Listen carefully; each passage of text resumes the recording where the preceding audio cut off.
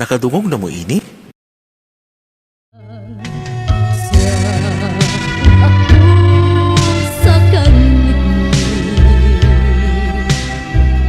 Or maybe, kabaludin mo ining kanta ha. Kay there was a time na nisikat baya ni. Samot na, kay tinsong kini kaniadto sa usa ka sikat na dramang binisaya with the same title. Giawit kini sa singer na si Amie Filomeno. Ug karon, ato saksihan ang singing performance mismo sa singer ni ining iconic song na si Amie Filomeno kay iya pagkakantahon ang Ikaw ug Ako sa Kangitngit.